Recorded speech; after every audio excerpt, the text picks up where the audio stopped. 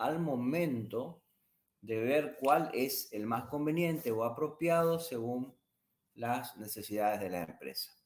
Entonces, ¿qué tenemos que tener en cuenta al momento de elegir un método de evaluación? Tenemos en cuenta a lo mejor el tipo de producto fabricado. Dentro del tipo de producto fabricado hacemos referencia al análisis de componentes de factores del costo incluidos. ¿Por qué?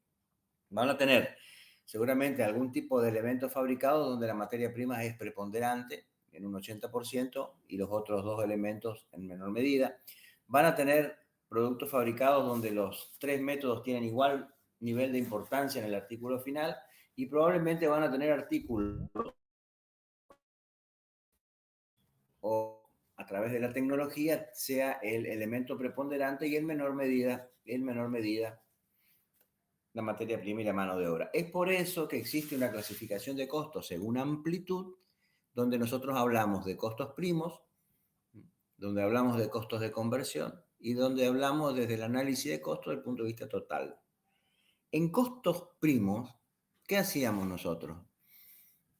En costos primos decíamos lo siguiente: si el producto tiene mayor impacto en la fabricación del producto, la tecnología que porta el producto, es decir, que la materia prima y la mano de obra no son tan importantes, entonces usamos el costo primo. ¿Por qué? Porque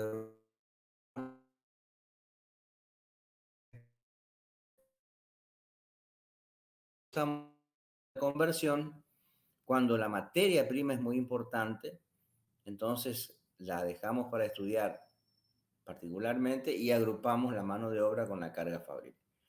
Y cuando consideramos que el producto tiene los tres elementos del costo importantes por igual,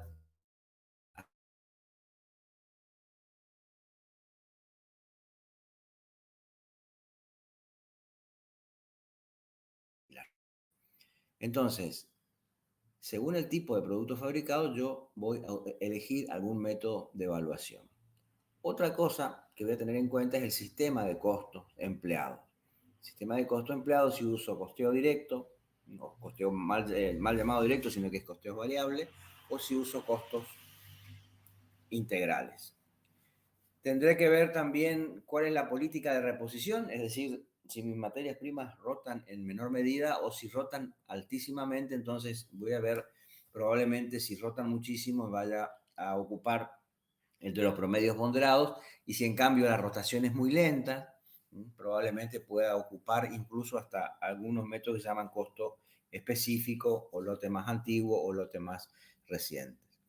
Otra cuestión es la forma de almacenar en materia prima y indudablemente la fluctuación monetaria, es decir, donde tenemos índices de inflación muy grande o depreciación de signo monetario muy grande, como son los momentos que estamos viviendo ya hace unos cuantos años, entonces, bueno, nos va a condicionar el método de elección que tengamos para evaluación de materia prima, porque obviamente no vamos a dejar métodos que reflejen costos históricos muy a menudo.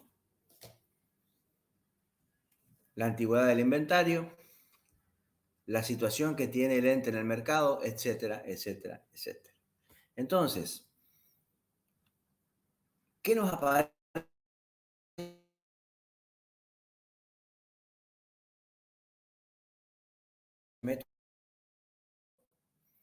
¿Qué es lo que hace? Valorizar cada partida que sale de almacén con destino a producción en proceso a su precio real de ingreso. ¿Sí? Esto requiere un trabajo muy alto de la contabilidad general y de la contabilidad de costos porque vamos a tener que estar individualmente la compra de materia prima para poder determinar su valor real y seguir a ese valor cada vez que se despacha a producción en proceso.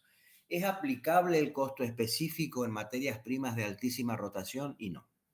No, porque nos va a impedir, digamos, poder seguir cada materia prima en un ámbito donde la rotación es muy alta y la influencia de cambio de precio nos puede perjudicar. Otro sistema es el primero entrado, primero salido, llamado también lote más antiguo, que valoriza las salidas, o sea, los despachos de almacén de materias primas a producción en proceso. Esos despachos se valorizan a los costos unitarios de los primeros materiales ingresados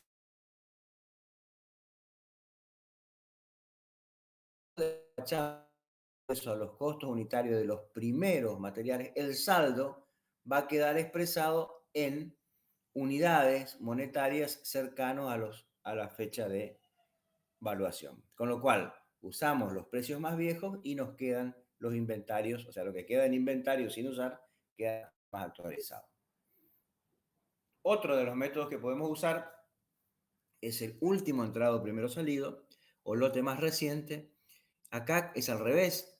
Los despachos de materia prima a producción en proceso se hacen, a los costos de los últimos materiales ingresados.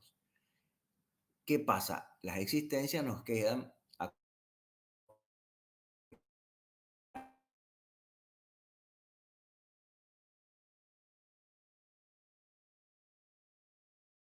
WEBs, el lote más reciente llamado WEBs, con lo cual surge una oferta, digamos, que puede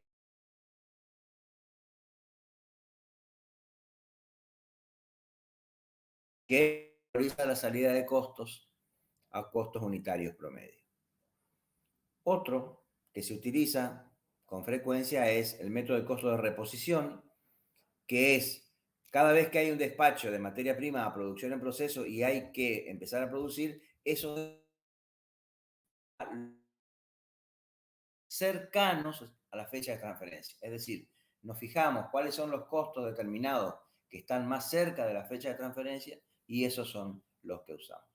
En definitiva, ¿de qué va a depender si uso costo específico, primero entrado, primero salido, último entrado, primero salido o el que sea? De ponderar factores que tienen que ver con tipos de productos fabricados, con la incidencia que tiene cada elemento del costo dentro del producto, con los sistemas de costos que uso, si uso costeo variable o costeo por absorción, con la política de reposición de la empresa, si es muy frecuente, si es de baja rotación, de alta rotación, con la forma de almacenar, con la influencia de la inflación, la antigüedad que tiene promedio mi inventario, cuál es la situación del ente en el mercado, etcétera, etcétera. Quiere decir que no hay un método determinado a priori, sino que lo que tengo que hacer a priori es una estimación de cómo es mi empresa, cómo opera, de qué manera, cuál es la cadencia de producción, el ritmo de compras, el ritmo de egreso de productos a mercado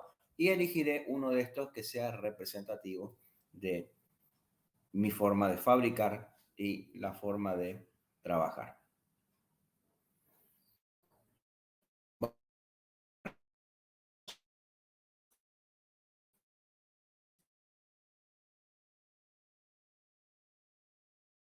Muy a menudo muy a menudo en los procesos de producción es que existen, mientras se fabrica, lo que nosotros conocemos como desperdicios, como deterioros, como roturas, como material.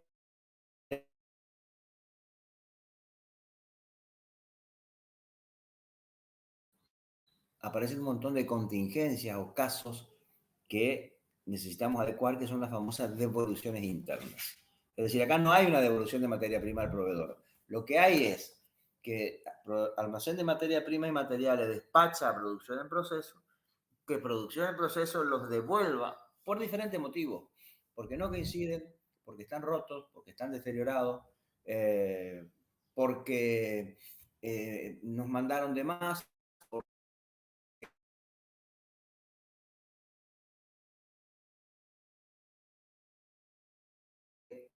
Los materiales que nosotros devolvemos mantenga su condición normal de uso. Entonces, en ese caso, ingresan al almacén, almacén de materias primas, en lo posible, si puedo identificar a los mismos valores con los que se despacharon. Si no puedo, si cada vez que hago una devolución de producción en proceso al almacén de materias primas, si yo no puedo determinar cuál fue el valor de ese despacho, entonces tendré que buscar algún valor que en lo posible no me altere el valor de las existencias del almacén de materias primas. Vale decir, en otras palabras, si yo no puedo identificar el costo de la materia prima que estoy devolviendo al almacén de materias primas y materiales, lo que se hace es tratar de buscar un valor, ¿sí?, que no me jorobe mucho al momento de tener que recomponer las existencias del almacén de materias primas y materiales, consecuencia de esa devolución.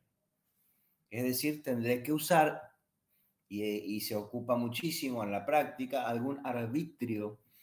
Arbitrio es cuando yo hago un método, digamos, medio a dedo y determino un número para poder salvar la situación.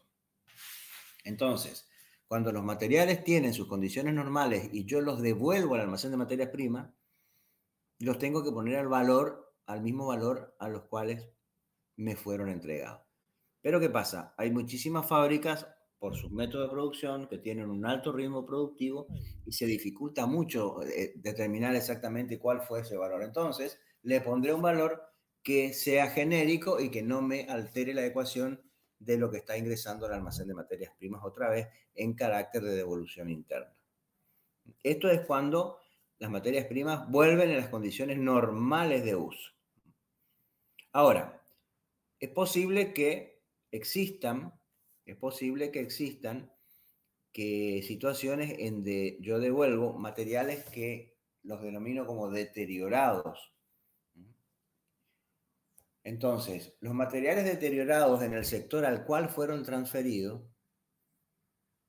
en primer lugar deberían ingresar al almacén de materias primas en materiales en condiciones distintas. Por lo tanto, tiene que ser registrado en cuentas distintas. Es decir, si yo mandé materia prima A y en producción en proceso se me deterioran, cuando producción en proceso devuelve la materia prima A, almacén de materias primas la recibe como materia prima A deteriorada, con lo cual tiene que abrir una ficha de inventario nueva como si fuera que hubiera sido comprado otra materia prima. No la devuelvo a las normales, sino que las segrego y la pongo en una cuenta que creo que se llamará materia prima A deteriorada, ¿sí? En segundo lugar, tengo que tener en cuenta que puedo recuperar algo de materia prima a través de un reproceso adicional, ¿sí? Cuando hay un reproceso adicional, hay un esfuerzo de fabricación distinto, por eso esas materias primas van a tener que tener un valor distinto al original. Y si no es posible, tendré que estimar un valor de recupero, que generalmente me fijo en el mercado más o menos a cuánto lo puedo evaluar.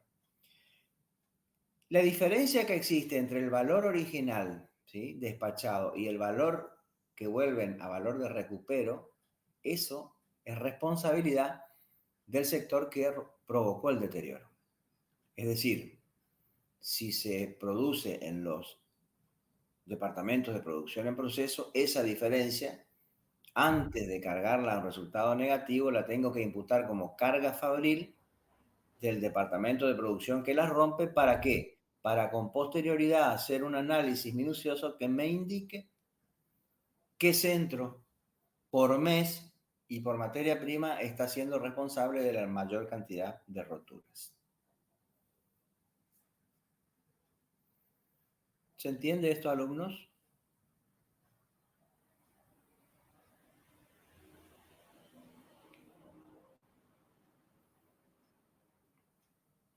¿Ves algún mensaje, María, en el chat? ¿Se entiende? ¿Se entiende? O sea que Sí, estas sí. situaciones en los procesos fabriles son harto frecuentes. Son muy, muy frecuentes. Fíjense que en las cadenas de supermercados, cuando termina el día, lo que hacen cuando cierran los supermercados es recorrer todas las instalaciones para ver qué yogur se rompió o qué carne se dejó en un lugar separado o qué paquete de arroz encuentran en el sector de verduras. Entonces, como que hay que reordenar todo, ¿no? Y lo que está bien se vuelve al sector en condiciones normales, pero lo que está mal, deteriorado, bueno, hay que darle una solución. Y tiene que haber distinción por centro de responsabilidad. Profe, una pregunta. En el caso de que la rotura o el deterioro del producto se produzca en el momento en que lo están trasladando al cliente, ¿Que lo están ¿impactaría trasladando de dónde? al cliente o a la otra empresa cuando ya lo vendí? ¿O lo estoy llevando para terminar de cobrar el pedido en sí? ¿Dónde impactaría el costo ese? Bueno, ese es un tema que los escuchaba el otro día a los profesores de práctica hacerles hincapié a ustedes, es que lo que hay que determinar en qué condiciones se pacta la operación. Suponete que yo te vendo a ti, ¿tá? Que yo hago, no sé, un producto X y te los vendo a vos. Cuando hacemos la transacción te digo, mira, yo te los dejo al producto en puerta de mi fábrica y vos te haces cargo de llevar. En ese caso, si hay una rotura, lamentablemente tendrás que asumir el costo y decir, bueno, no tenés nada que reclamarme porque la responsabilidad era tuya. En cambio, yo te digo, mira, yo te lo dejo en tu depósito, ¿no? Yo te digo, ¿dónde tenés tu depósito? En La Plata. Perfecto, yo te lo mando de Misiones a La Plata sin costo y te los dejo allá. O sea que el flete es a cargo mío. En ese caso, la rotura es evidentemente a cargo mío y no se la puedo imputar al producto, sino que no me queda otra que, si es que no tengo una provisión creada para roturas por traslado, cargarla al resultado. Ah, ok. O sea que No implica dentro del costo. cuando tenés una incógnita de ese tipo, es lo que primero tenés que decir, bueno, a ver, ¿cómo fue la operación comercial? ¿Quién es responsable del traslado? ¿Se entiende? Si es responsabilidad tuya que vos me compraste, y bueno, lamentablemente te tendrás que comer la pérdida. Ahora, si es responsabilidad mía, yo digo, bueno, a ver, yo pacté con la alumna, a mí se me rompió en los 1000 kilómetros, tuve que venir con 5 cajas rotas, ¿qué hago? Si no tengo una previsión, la tengo que cargar directamente a resultados. Pero no es responsabilidad, digamos, de los costos, que en este caso estamos hablando de costos de comercialización, porque estamos ya fuera, estamos en un ámbito de ajenos al sector productivo. No sé si estás de acuerdo con lo que te explico o tenés todavía alguna duda. No, sí, ya lo entendí. Gracias. Bueno, y acá tenemos algunos casos especiales,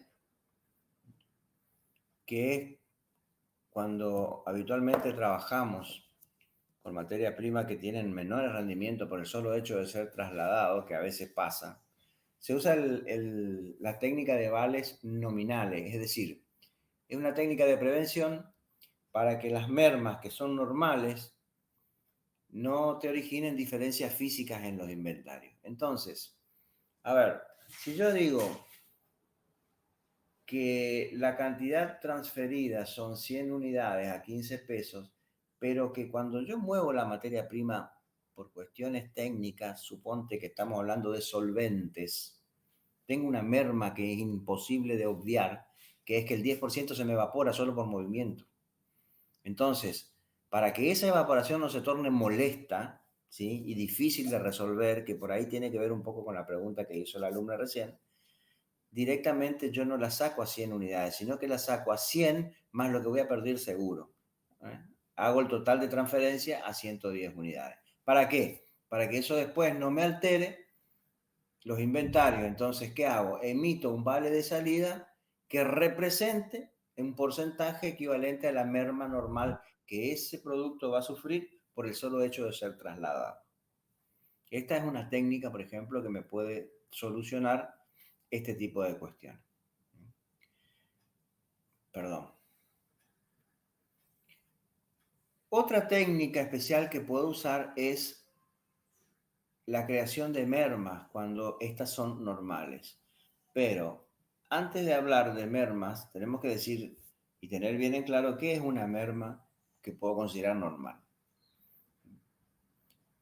Una merma va a tener el carácter de normal cuando es técnica, o sea que es una merma, una cuestión técnica de la materia prima, cuando puedo medir y cuando no la puedo evitar. Es decir, en los casos en que me aparezcan menores rendimientos por cuestiones técnicas, medibles e inevitables, Esto significa en términos de castellano liso y simple, es que sí o sí te va a pasar. Entonces, si es técnico, si es medible y si es inevitable, es una merma normal. ¿Sí? Entonces, cuando la merma es determinada como normal, quiere decir que te va a pasar siempre. O sea, si te va a pasar siempre, entonces no es justo castigar directamente resultados, esos menores rendimientos, sino que lo que hacemos es constituir reservas periódicas, a las cuales llamamos previsiones, donde nosotros vamos a imputar contra esa cuenta para no cargar directamente al resultado. Ahora, puede que nos pasen dos cosas. Que la previsión sea suficiente o insuficiente. Si una previsión es suficiente en un 100%, o sea, lo que yo hago es previsión por mermas al almacén de materias primas. Si no me alcanza, yo hago previsión por merma por lo que me alcanza.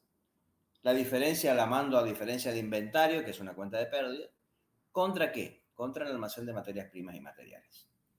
Entonces, de esta manera yo evito cargar situaciones injustas como una pérdida directamente.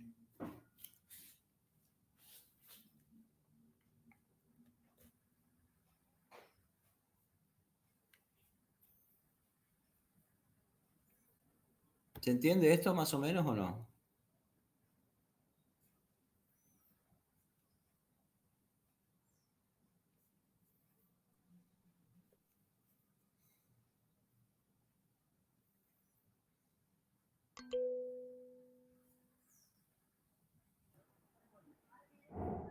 Unas dos contestaron que se entiende, así que estamos. Miren, ¿ven este Excel ahí en blanco? Sí, Sí, más. Vamos a hacer que ustedes tienen una previsión, vamos a hacer un por mermas de 100 pesos. ¿Sí? Previsión por mermas que represente 100 pesos. Esa es la previsión que tienen. ¿Sí?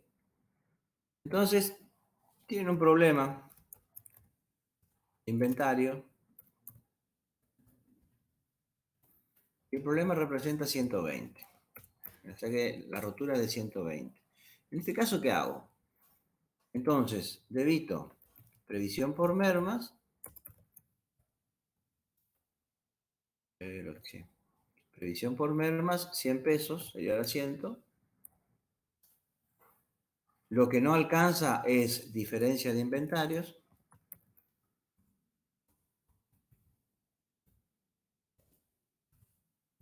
Por 20. ¿Con crédito a qué? A almacén de materias primas y materiales. Total, 120.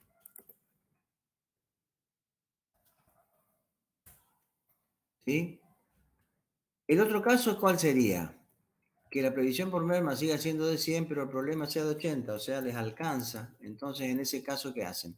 Previsión por merma 80, no va a haber diferencia de inventario, almacén de materias primas y materiales 80.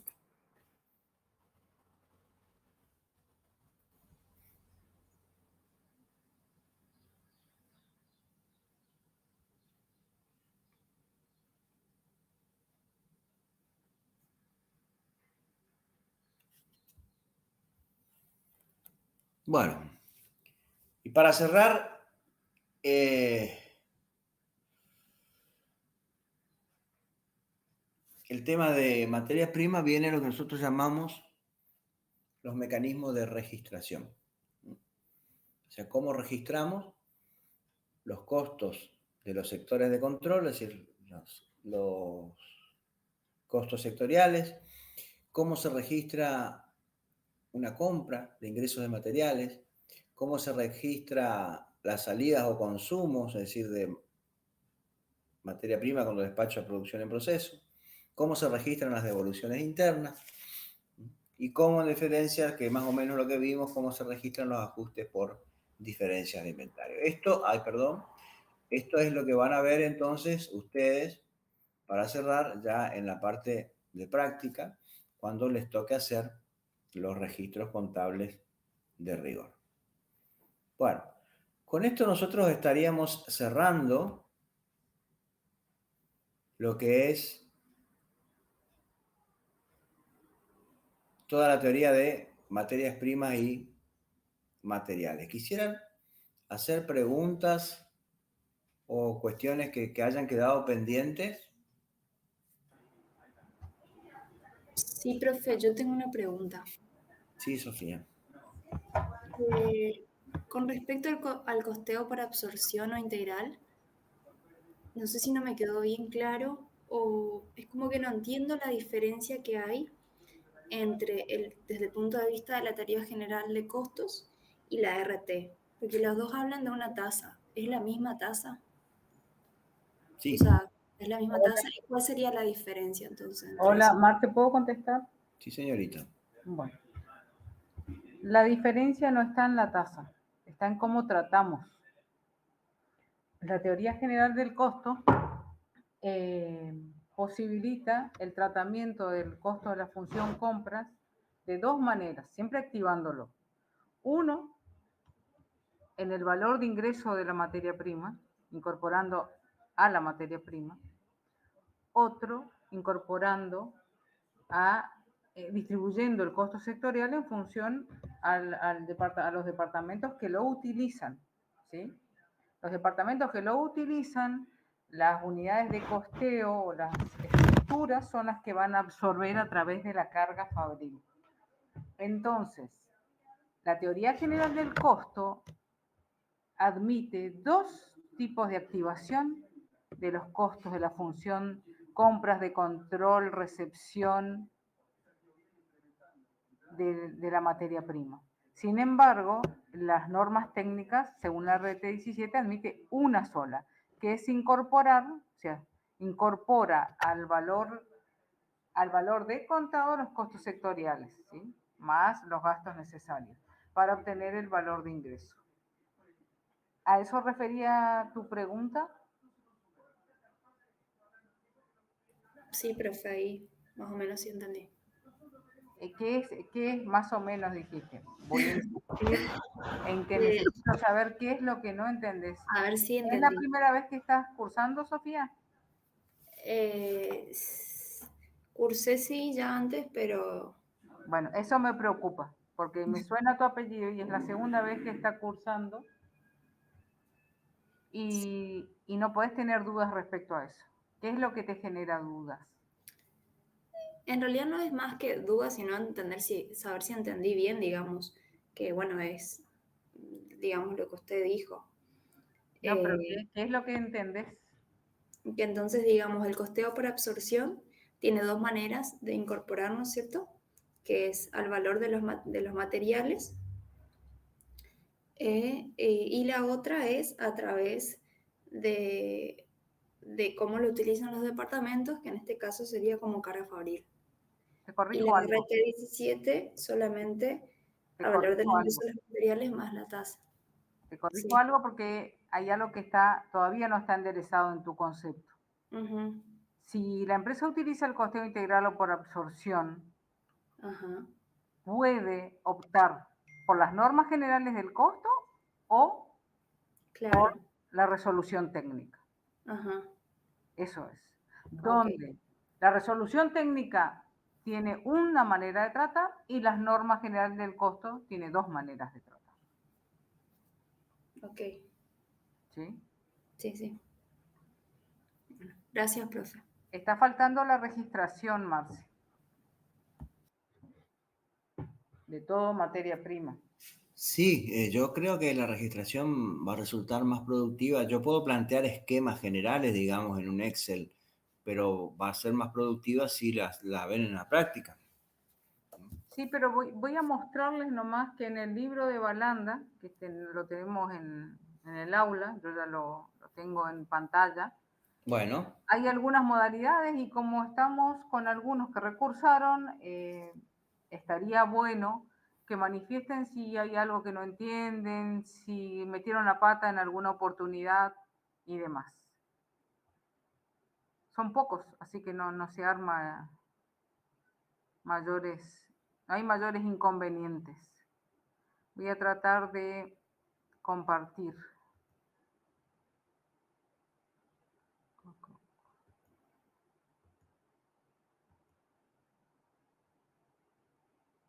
¿Se ve lo que se comparte o lo que yo comparto? Ahí se ve bien, María. Bien, esto es el típico registro de una compra de una materia prima con registro del IVA, donde registra inclusive el flete a pagar, una compra a crédito. ¿Hay alguna duda respecto a este tipo de registración? ¿Dónde ingresa la materia prima? Que acá acá en esta tipificación de registración contable está faltando la apertura de las cuentas de mayor general, dando lugar a las cuentas de mayores auxiliares, que eso a esta altura, los que están cursando por segunda vez ya tendrían que estar dominando. Y si no lo están, sugiero trabajen con el plan de cuentas en papel impreso. Y traten de ensuciar esas hojas de tanto uso, pero no para saber las cuentas de una manera de memoria, no, para ver cuáles son las cuentas que tenemos en el activo, cuáles son las cuentas que integran nuestro rubro bien de cambio, cuáles son los otros activos, cuáles son los pasivos, nuestro estado de resultados, ¿sí? Porque Marcelo cuando mencionó el uso de la previsión, habla de cuentas como diferencia de inventario, que tenemos que tener claro que diferencia de inventario es una cuenta de resultado negativo, siempre se debita, ¿sí? En este caso, almacén de materia prima es una cuenta de mayor general. Estaría faltando la apertura, o sea, en la síntesis de decir qué es lo que estoy registrando en almacén, que en este caso sería materia prima, y qué tipo de materia prima estaría registrando, porque puede ser en este hierro del 8, hierro 8 pulgadas. La cuestión es que cuando yo leo el registro, debo saber explicar bien qué es lo que está pasando dentro de la empresa. El registro contable es como la foto de lo que está pasando en mi empresa o que pasó en esa fecha. Saben ustedes que los libros se llevan de manera cronológica, ¿sí? Sin alterar las fechas, sin alterar días, es en función a lo que va pasando. La primera es sin intereses financieros, el segundo caso, el caso B, es con intereses financieros, donde acá aparece, este es el caso de los intereses implícitos que tuvieron que detraer, segregar. ¿Saben lo que significa la palabra segregar? Detraer. Porque en muchos casos en las clases preguntaban, ¿saben ustedes qué significa?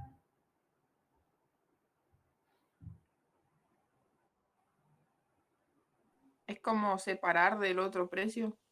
Así es. Es como separar de lo que teníamos como el valor bruto de factura. ¿Por qué? Porque la RT habla de trabajar con valores de contado, ¿sí? Lógicamente que como la contabilidad de costos no es exacta, hay varias disidencias respecto al tratamiento de los resultados financieros en el tema materia prima, de cómo tratarlos. Nosotros optamos por seguir las normas técnicas, tratarlo como generalmente se segrega y se trabaja con un valor de contado. Al segregar ese interés financiero implícito, para que me cierre la registración contable, va a tener que surgir en alguna parte en ese registro, en ese asiento. ¿Por qué? Porque lo que sale de la caja o lo que firmo o genera o nace el pasivo es el 100%, ¿sí?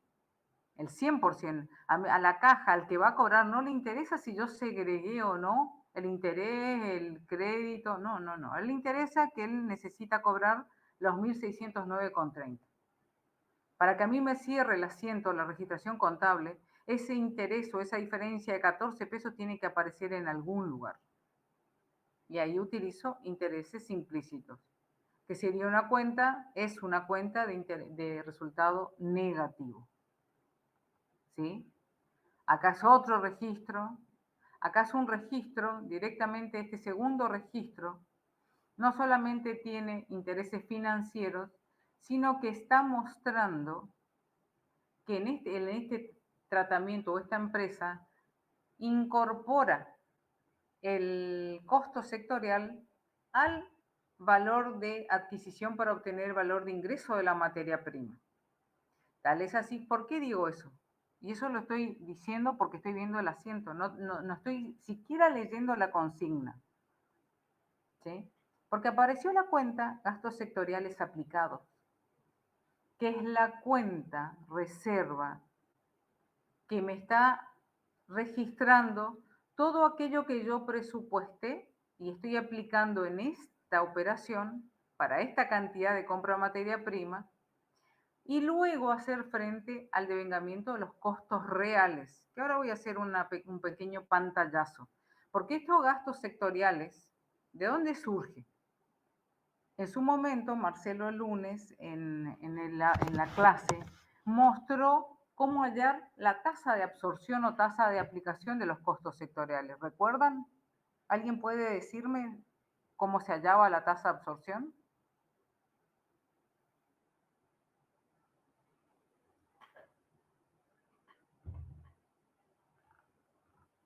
¿Nadie tiene nada para leer al menos? No estoy pidiendo que se hayan acordado de memoria. Presupuesto de gastos del periodo sobre el presupuesto de compras del periodo. Bueno, ¿ustedes saben a qué se refiere cuando dice presupuesto de gastos del periodo?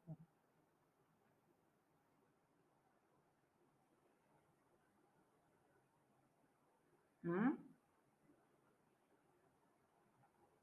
Es el presupuesto de gastos del periodo que se había, valga la redundancia de la terminología, presupuestado para todo lo que demande las compras de materia prima y materiales de la empresa. Es un tema que nunca nos detenemos, pero para entender de ese costo sectorial que es la sumatoria de todo aquello que se viene utilizando dentro de mi empresa para realizar la compra. Marcelo se explayó bastante y fue muy claro en todo lo que demandaba realizar la compra de una empresa. Todo lo que había que activar dentro de una empresa, y más si la empresa es mediana para arriba, digamos, todo lo que hay que activar para realizar las compras, para tener el stock ideal y abastecer siempre que pida la producción, todo tipo de materia prima y material que se utilice. Él mismo dijo que si algo falta, la producción se detiene, ¿sí? No podemos darnos el gusto de que falte por algo que manejamos dentro de la empresa. Si es foráneo la empresa, por ejemplo, falta en este caso que tenemos problemas de importación, que no estamos pudiendo, las empresas no están pudiendo conseguir lo que utiliza la materia prima para lo que hace, bueno, excede al departamento o a los distintos departamentos que intervienen en las compras. Pero si es algo que debería ser previsto por aquellos que están en el tema compras, eso hace paralizar la producción de la empresa y demanda costos innecesarios, porque sabemos bien que los costos estructurales están. Y si no hay producción, están. ¿Sí? Nadie absorbe. Se supone que los costos estructurales deben ser absorbidos por la producción, por la capacidad de producción, la producción que refleja esa capacidad instalada y debe absorber los costos sectoriales. Entonces es rentable mi empresa, de lo contrario no es rentable mi empresa. Vuelvo a decir, acá aparece la porción de costos sectoriales que absorbe esta compra de materia prima. ¿Lo ven ahí? ¿Entienden esta registración contable? Esto es una registración de compra. Yo quiero los costos sectoriales, como dijo bien la compañera, que no sé cómo se llama porque no estoy visualizando el grupo. Presupuesto de gastos. ¿De qué gastos? Todos aquellos gastos, y vuelvo, eso es lo que demanden los departamentos de, y acá está, del almacén, recepción, compras, todos los gastos que demandaron y se realizaron estos departamentos para llevar a cabo las compras. Ahora bien, fíjense lo que dice el título acá. Marcelo en una de las imágenes mostró que los costos del sector compras, si la empresa utiliza el sistema de costeo variable, eran tratados como costos del periodo. ¿De qué manera? Y aquí la tienen. Directamente hacen el devengamiento de costos reales, es la registración contable. ¿Qué estoy registrando? Todo lo que tuve que desembolsar o generar un pasivo, además de los conceptos que no representan desembolsos, ejemplo, amortizaciones acumuladas, y hago el devengamiento de los costos reales. Esto en el caso que los costos del sector compras sean tratados como costos reales dentro del periodo, y vimos que era cuando la empresa utiliza el sistema de costeo variable. ¿Cómo registro? De esta manera. Los distintos departamentos a cuentas a pagar, amortizaciones, porque alguno de los conceptos que tengo acá es una amortización. Al cierre del periodo de costos, este fue el devengamiento de los costos reales. Al cierre del periodo, ¿qué hago? Todo eso aparece como resultados negativos.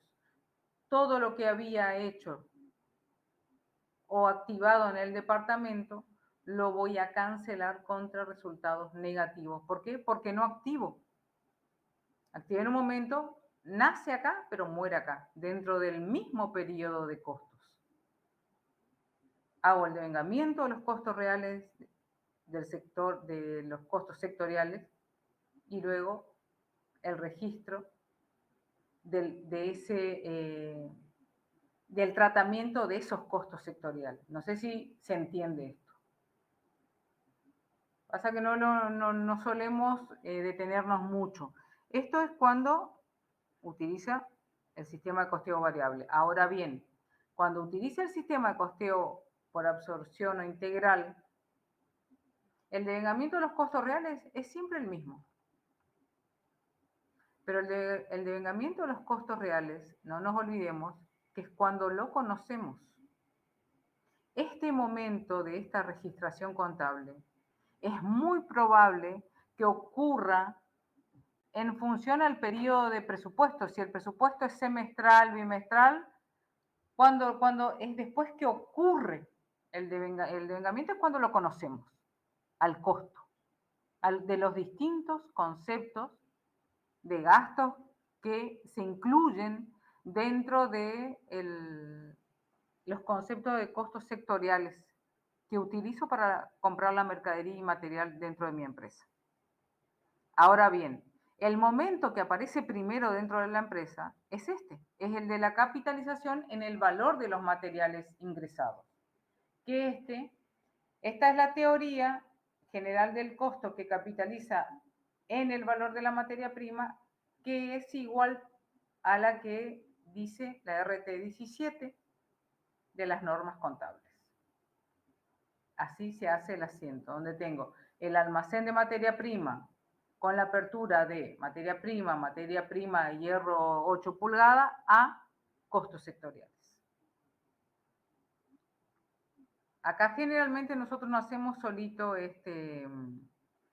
esta registración, sino que ya hacemos con la compra de la materia prima, como vimos en el asiento de compras, y en el mismo momento registramos los costos, la aplicación de los costos o gastos sectoriales.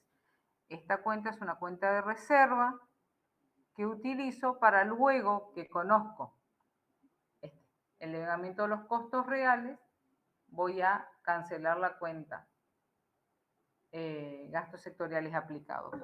Nosotros, en algún práctico, cancelamos la cuenta usamos la cuenta que denominamos gastos generales de producción a departamentalizar, que si ustedes buscan en el plan de cuentas, la cuenta gastos generales de producción a departamentalizar es una cuenta de activo que va a hacer frente se debita por todos los conceptos de costos que no los puedo asignar en forma directa a los departamentos, ¿sí? Y se acredita cuando asigno a los departamentos o cuando hace frente a la cuenta, por ejemplo, gastos sectoriales aplicados. También hay un asiento que es para cancelar todos los gastos sectoriales aplicados, que recién se hace al cierre del periodo de presupuestos,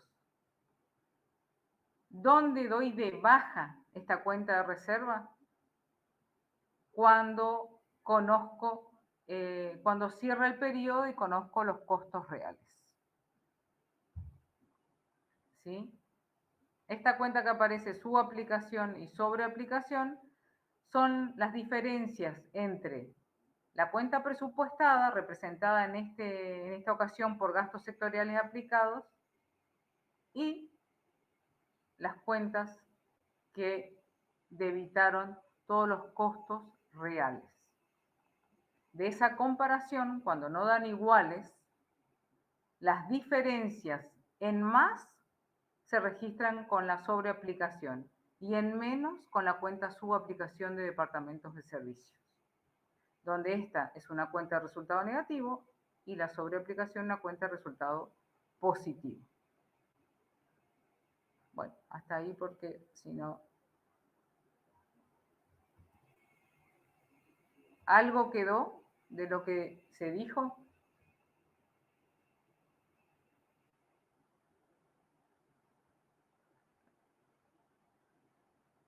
Hola. Yo te escucho bien. Sí. Sí, profesor, entendió. Bueno, parece que Lisbeth es una de las únicas. Pero bueno, la intención está de que todos escuchen. Espero que así sea. Marcelo, ¿querés que me explaye en algo más? No, yo creo que este tema que estás haciendo Porque un lo que esfuerzo. estaría faltando son, lógicamente, los asientos o las registraciones contables de consumo, que es donde el departamento o el almacén de materia prima transfiere al sector productivo o a algún departamento de servicio. El asiento o la registración contable de los deterioros, tanto si es un deterioro o devoluciones, el de devoluciones internas del departamento de producción a los almacenes de materia prima y material. Es en el caso que no se haya deteriorado.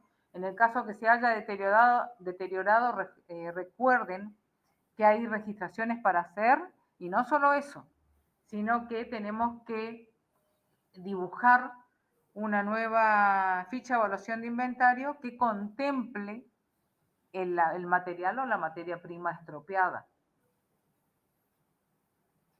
¿Alguna pregunta respecto a esos temas que recién mencioné?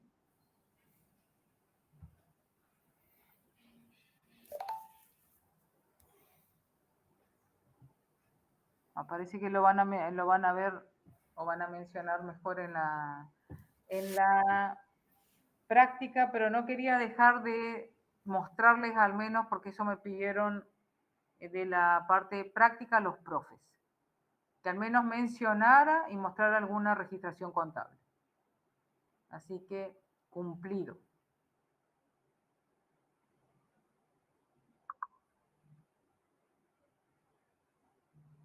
Marce.